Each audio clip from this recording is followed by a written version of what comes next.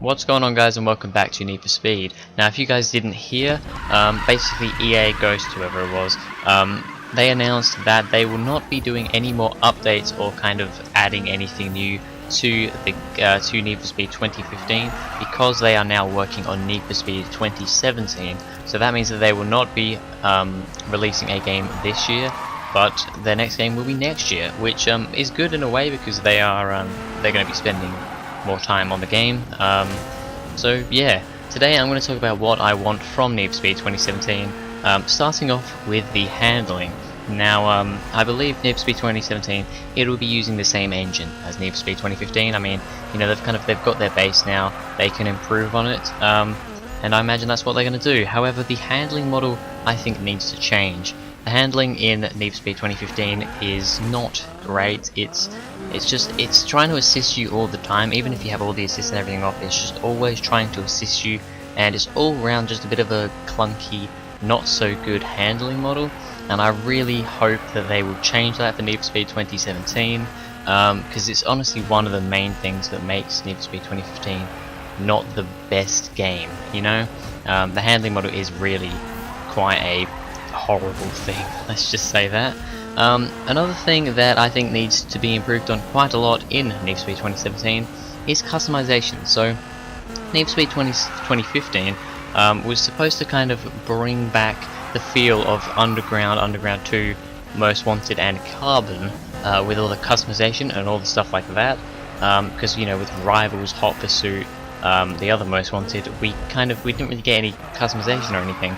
But everybody wanted the customization, so they tried bringing that back with 2015.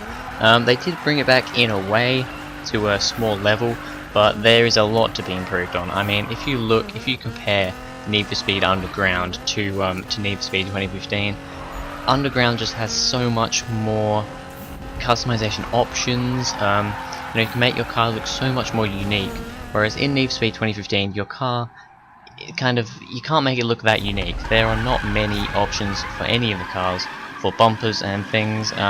Some of the cars, like the Ferrari F40, don't really have any options at all, and I really don't see why a car like that would be in the game.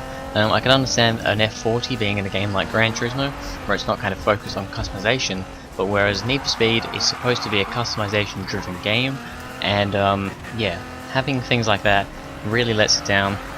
And just altogether, even the JDM cars and stuff, they don't have as many options as, you know, the older Need for Speed games did. So I think that's something that needs to be improved on in Need for Speed 2017, some more customization. Another thing along the lines of that is more cars. The car list for Need for Speed 2015 was not massive. However, it doesn't need to be too big. I'm happy for the car list to be a relatively similar size to what it is on 2015.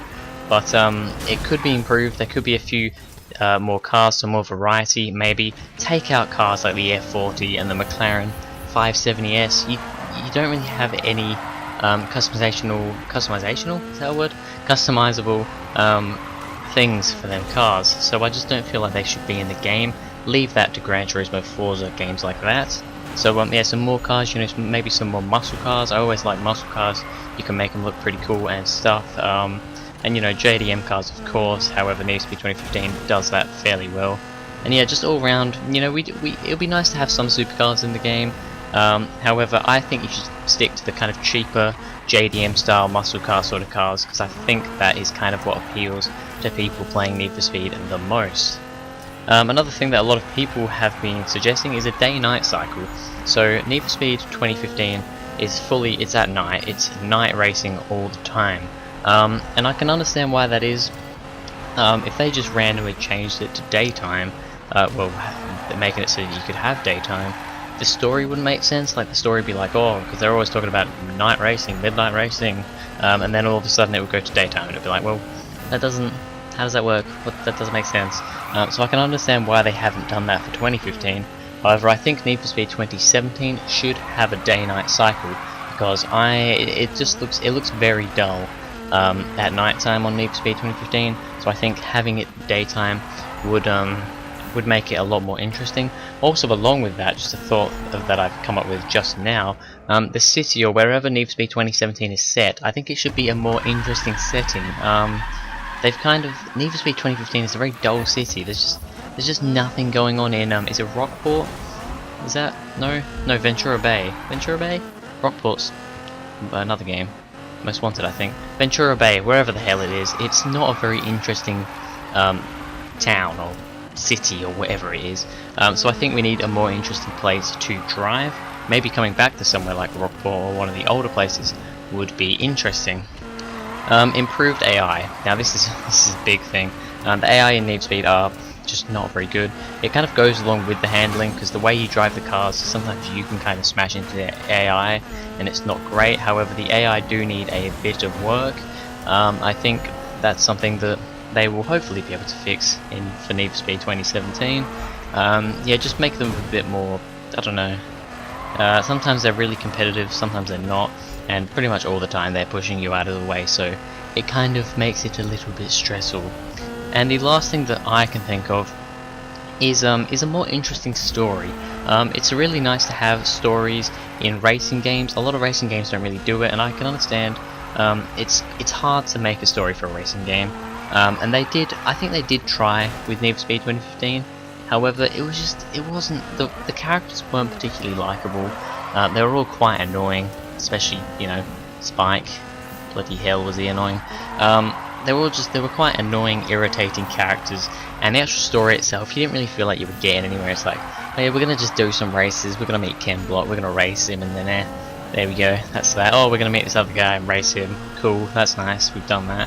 It didn't feel like a particularly interesting story. I did finish it, but you know, I think the motivation wasn't quite there.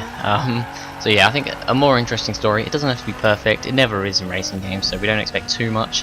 However, maybe something once again that isn't quite as dull and boring as it was in Need for Speed 2015. But anyway, that is it for this video, guys. If you enjoyed, please go ahead, like and subscribe. Comment down below what have I missed out. What do you guys want to see in Need for Speed 2017?